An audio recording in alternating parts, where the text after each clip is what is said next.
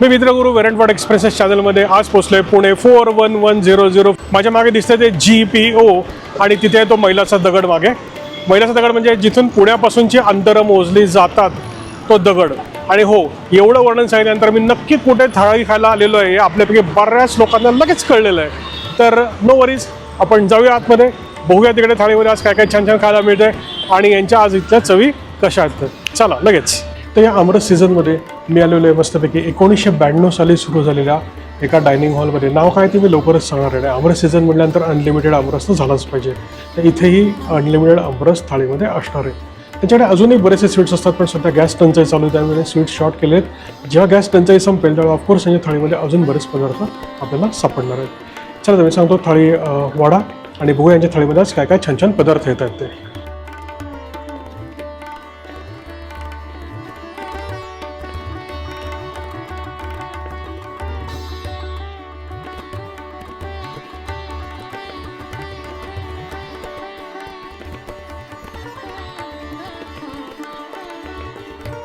अशी भरगतची थाळी आलेली आहे. या ठिकाणी आलू पालक रस्सावाला काहीतरी पदार्थ आहे, पहिल्यांदाच ऐकतोय नाव सुद्धा. ही आहे मोगर दाल. तर काय मोगर दाल हा पदार्थ तो बघूया आपण खाताना. या ठिकाणी दिसतोय पनीर टिक्का मसाला टाईप काहीतरी पदार्थ दिसतोय.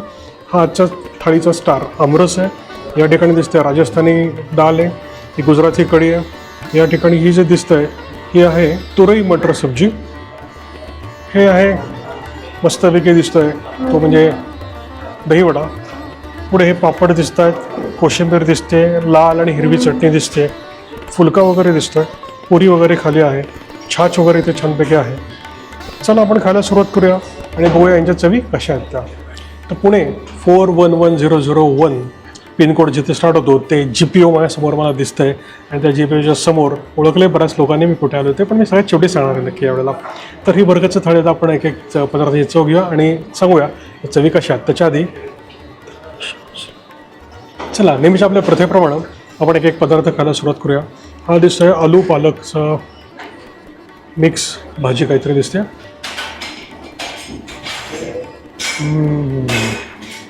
मसालेदार, चटपटीत, पालकाची प्रॉपर नैसर्गिक चव, एकूण पदार्थ खूपच छान आहे हा.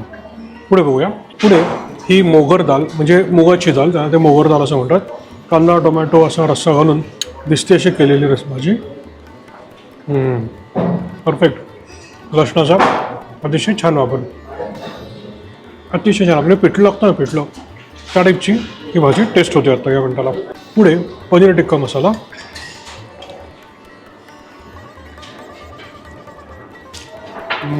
यात बडीशेपचा वापर आहे, किंचित बडीशेप वापरले. मसाला अतिशय झकास आहे. ढोबळी मिरची पण मंद मंद दिसते. मला नॉर्मली पनीरची भाजी फार आवडत नाही, ची चव मात्र खरंच वाखाणण्यासारखी आहे. मस्त. पनीर पण अगदी सॉफ्ट आहे. पुढे ही आहे राजस्थानी दाल.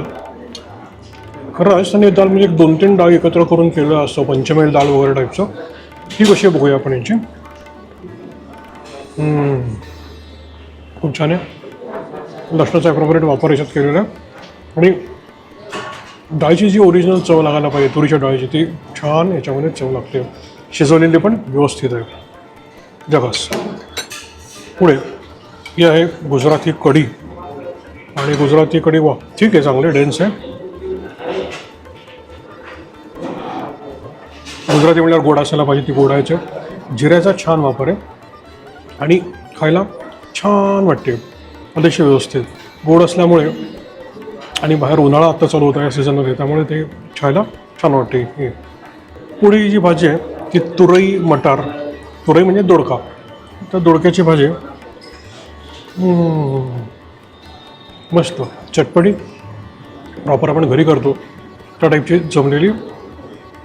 किंचित गोड नोट्स आहेत त्याच्यामध्ये, तिखट नोट्स आहेत. आणि मसाला जो वापरलेला आहे अतिशय छान राजस्थानी टाईपचा मसाला आहे, आवडलेला आहे सुद्धा.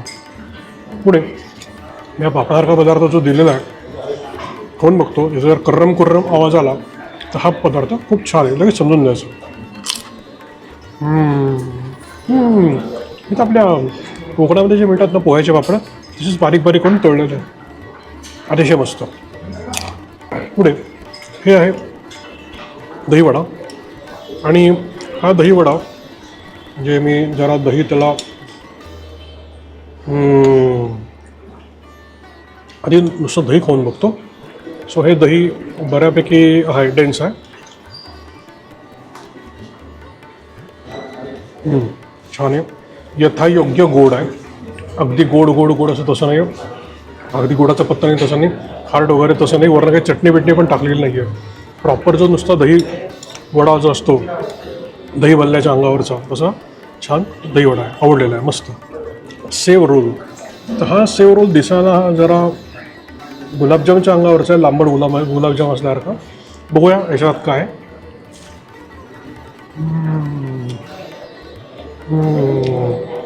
बटाट्याचं अतिशय चविष्ट सारण.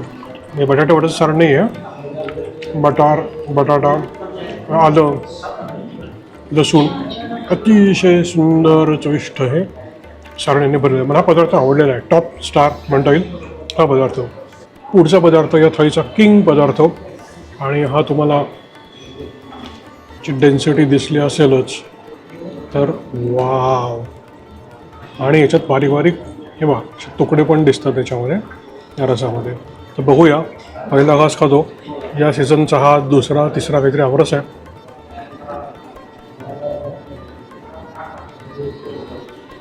चांगला आहे, ठीक आहे.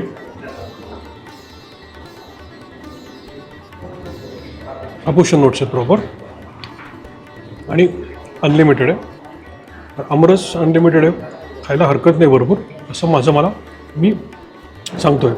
आणि हो, आज थाळी डाएट उद्यापासून. होतं काय, आपण आमरस खायला लागलो ना की बाकी थाळीवरती अन्याय होतो, तर बाकी थाळी संपवतो आणि शेवटी आमरसावरती आक्रमण करतो आणि अधनमधनं पण आमरस मागवतोच. चला मस्तपैकी. नॉर्थ इंडियाचा स्ट्रीट फूड ज्याला म्हणतो तो दहीवडा, यांच्याकडे तो खूप छान जमलेला आहे. तर दही वड्यामधल्या वड्यामध्ये आलं पाहिजे असतं, आलं. खोबऱ्याचे कापही चालले असते पण ते नाही आहेत, पण आलं जे आहे ते अतिशय प्रमाणामध्ये व्यवस्थित लागतं. आणि ते मीठ, आलं, तो वडा, तो स्पॉन्जिनेस, वरचं ते दही, तो गोडवा, त्यांनी आणून वरनं कोथिंबीर टाकलेली त्याच्यावरती गार्निशिंग म्हणून, सगळं कॉम्बिनेशन हे अतिशय झकास लागतं आहे, मस्त आवडलेलं आहे. आणि उन्हाळ्याच्या सीझनमध्ये दही पोटात गेलं असं छान मस्त आंबटगोड की फार सुखद वाटतं. अनुभवायचं असेल तर इथे यायला हरकत नाही. अतिशय छान दहीवडा यांचा. आणि इथे काय 3 वेगवेगळ्या टेक्स्चर्सचे पदार्थ आहेत. एक म्हणजे पुरी आहे, सॉफ्ट आणि मऊ अशी गव्हाची, कदाचित मैदा थोडा टाकलेला असेल. हे फुलका आहे या ठिकाणी दिसतं हा. आणि इथे ही भाकरी आहे. सो आपले जे स्टेपल मेन फूड जे आपण समजतो आपल्याकडे पोळी, तर तसे 3 वेगवेगळे पदार्थ आहेत. तर ही जी काही पुरी आहे, आता ऑफकोर्स पुरी खायची म्हणजे ही आमरसाबरोबरच खाल्ली पाहिजे. सो आमरस पुरी हा बेत इथे कसा लागतो आहे मी बघतो.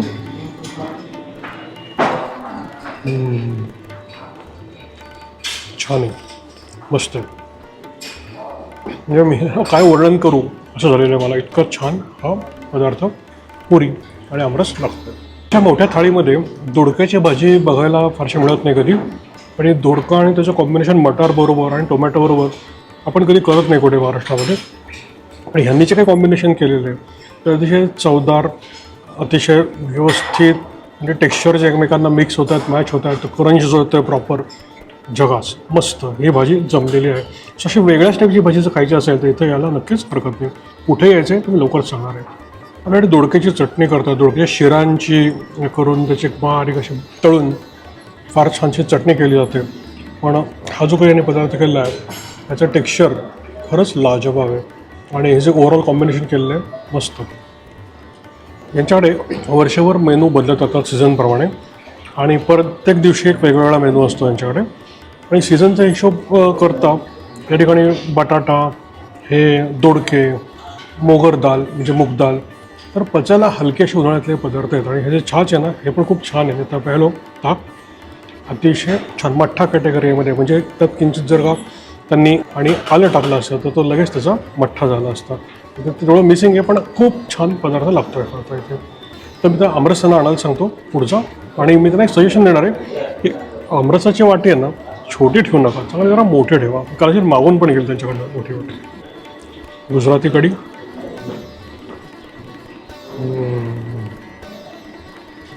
पहिली टेस्ट केली तेव्हा जेवढी छान लागली तेवढीच छान एवढं सगळं जेवण झाल्यानंतर लागते, म्हणजे चव अजून टिकून आहे, माझी पण घेण्याची क्षमता टिकून आहे आणि कढी पण तेवढी छान आहे.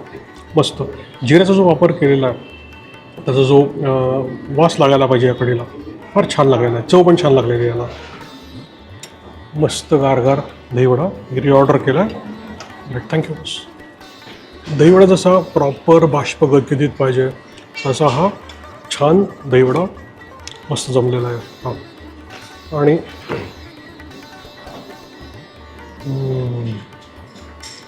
वा परत तेच गोडाची चव अतिशय व्यवस्थित दह्यामध्ये अति झाले असं नाही, कमी आहे असे नाही.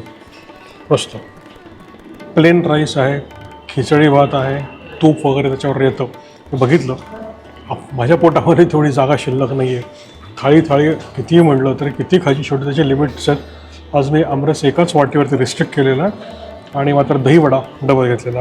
हां तर आलो आहे कुठे मी, GPOकडे पाठ केली पुण्यामध्ये 411001 की समोर दिसतं Sahare dining hall.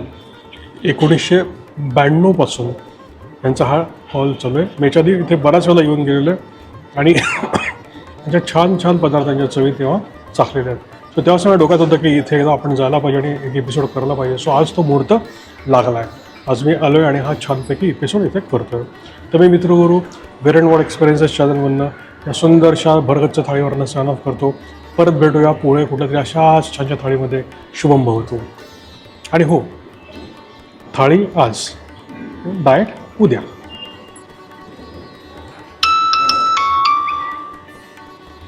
Thank you boss, thank you.